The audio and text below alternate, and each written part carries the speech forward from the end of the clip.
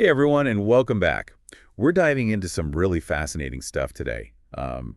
Possible breakthroughs and some new challenges in treating childhood obesity. Yeah, it's a hot topic. Definitely a lot of you have been sending in articles and studies about it, so let's get right to it. Sounds good. So we've got some really exciting news coming out of Shriners Children's St. Louis Oh, yeah. about a gene therapy breakthrough that could totally change how we approach this problem.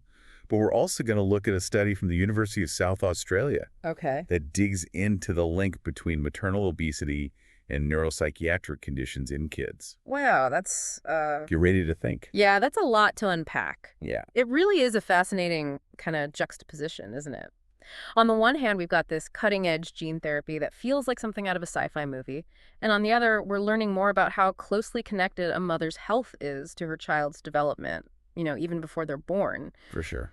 Both of these sources really highlight the need for us to look at childhood obesity from all angles. Couldn't agree more. Okay, so let's start with that gene therapy research from Shriners Children's St. Louis. All right. It sounds like they're using a pretty unusual technique with a virus. Can you break that down for us? Sure. So the research team, led by Dr. Farshid Gilak and Dr. Ruhong Tang, are using something called an adeno-associated virus, or AAV. Okay. Now, I know the word virus can sound a little scary, but AAVs are actually very common, and they usually don't cause any harm to people. Interesting. They've become a really valuable tool in gene therapy because they're amazingly good at delivering genetic material right into cells. I see. In this case, they've modified the AAV to carry a gene that basically reprograms certain fat cells. Reprogramming fat cells, that sounds pretty wild. It is pretty amazing. So how does that actually work? How does that help with obesity? Well, it all comes down to the different types of fatty acids in our bodies. Yeah. You've probably heard of omega-6 and omega-3 fatty acids. Yeah, for sure. Omega-6s are often found in processed foods, and while we need some of them, too much can lead to inflammation and metabolic problems.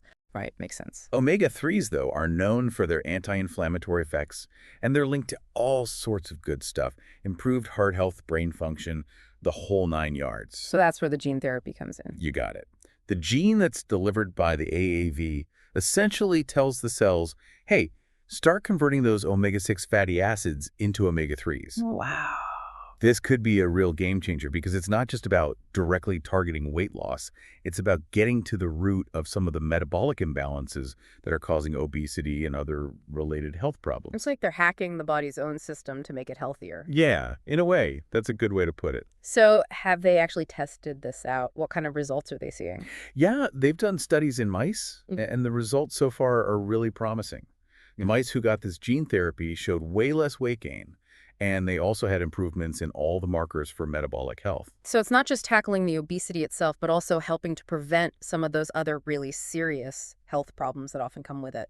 Exactly. And here's where it gets even more interesting.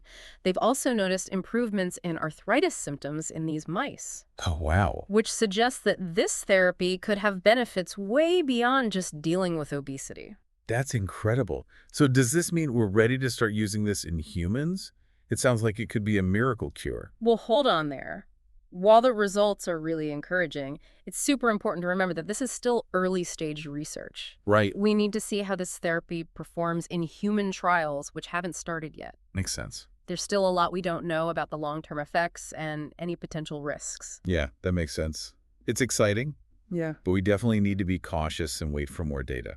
Absolutely. Science takes time, and even though this breakthrough has the potential to be revolutionary, we have to be patient and let the research run its course. I'm sure everyone listening is super curious to see what happens next with this research. Yeah. But before we get too carried away with the possibilities of gene therapy, let's switch gears and talk about that other study you mentioned, the one on maternal obesity and its link to neuropsychiatric conditions in children. That one really caught my attention. Yeah, that one's a big one. Can you tell us more about it? Absolutely. This study was done by researchers at the University of South Australia, and it was huge. They looked at data from something like 3.6 million mother-child pairs Wow. across 42 different epidemiological studies. That's massive. It was a big undertaking. It definitely suggests that they were onto something big. What did they find?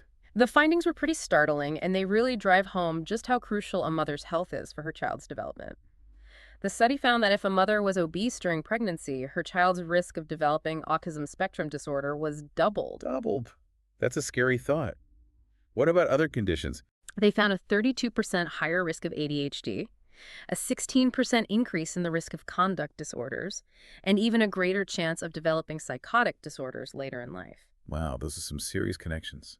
It Mhm. really makes you think about everything that can influence a child even before they're born. It really does, and it points to this idea of the developmental origins of health and disease.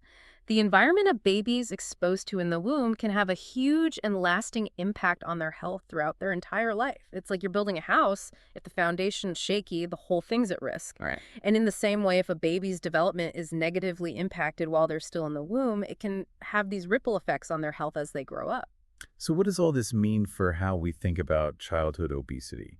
It seems like we need to look beyond just diet and exercise. Absolutely. Addressing childhood obesity means taking a wider view.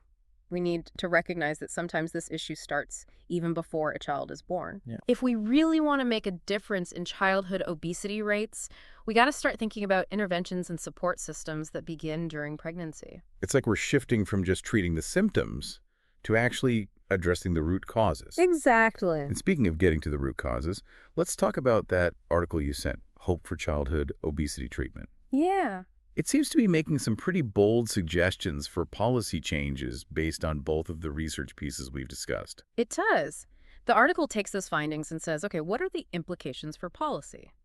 It argues that these new discoveries mean the government needs to take a more active role in encouraging healthy living and preventing obesity.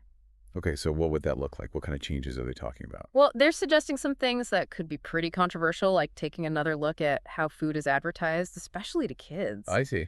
There's been a lot of debate about whether it's ethical to market unhealthy foods to children, and this research definitely adds fuel to that fire. Yeah, it makes you wonder if all those colorful cereal boxes and sugary drink commercials are part of the problem. Right. Do they really need to be targeting kids like that? Exactly. The article even goes so far as to suggest that maybe we should think about putting warning labels on unhealthy foods. Oh, wow, like what we see on cigarette packs? Yeah.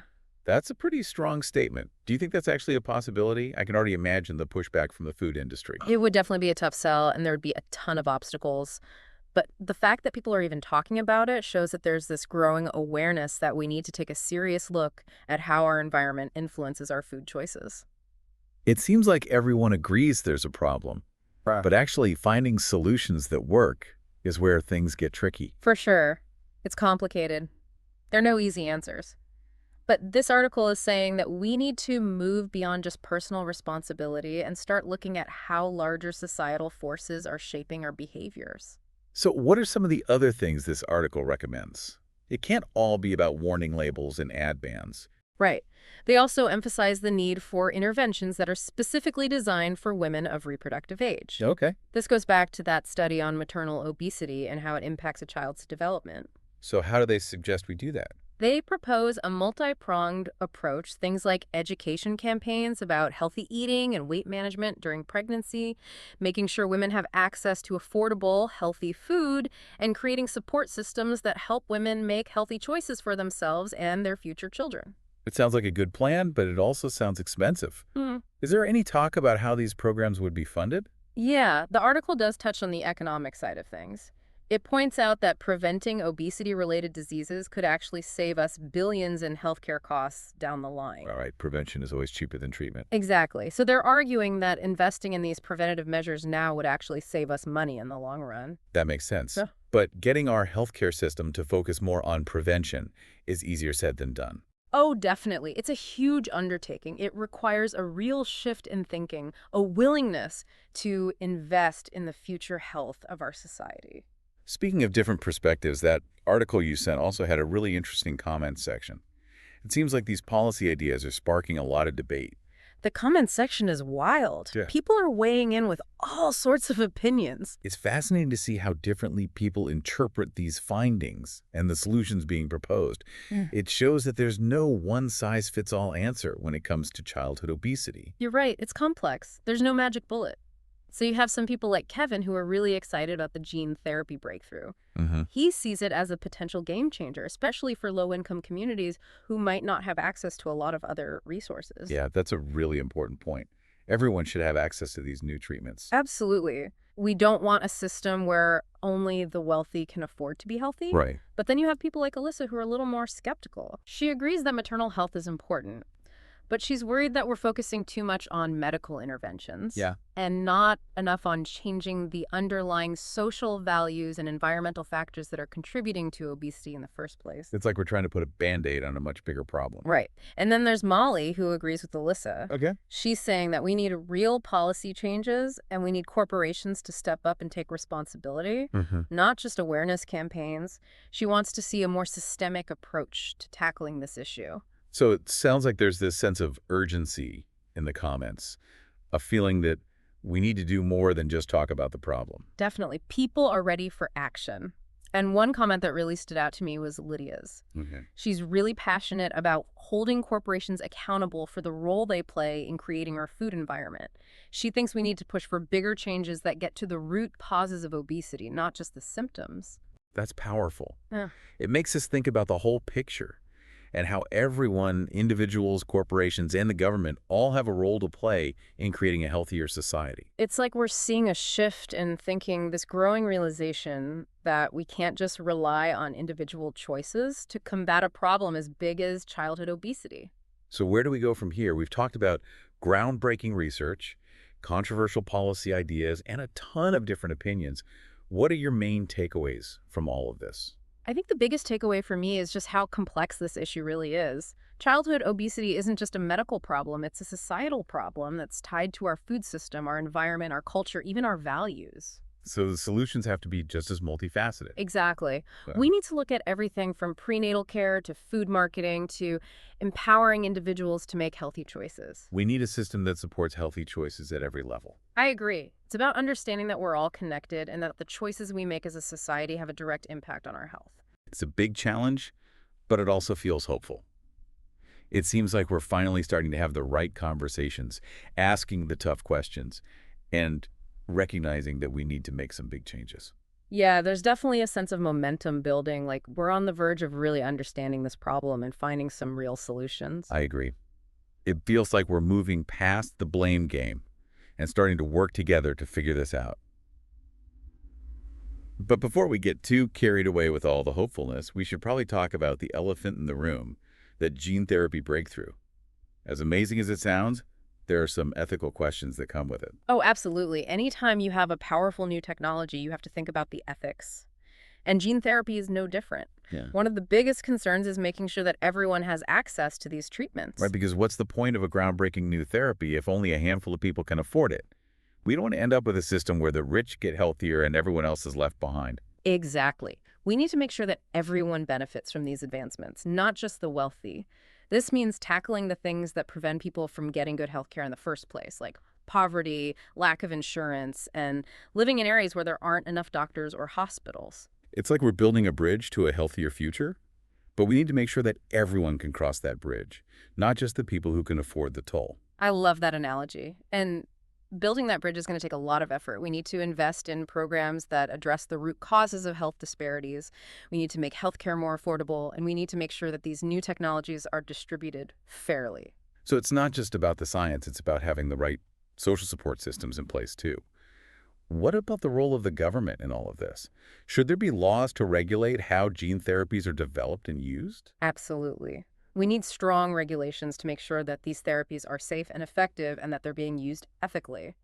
And those regulations need to be created with input from all sorts of people, scientists, ethicists, patients, and community members. It's like we're creating a whole new set of rules for this uncharted territory of genetic medicine.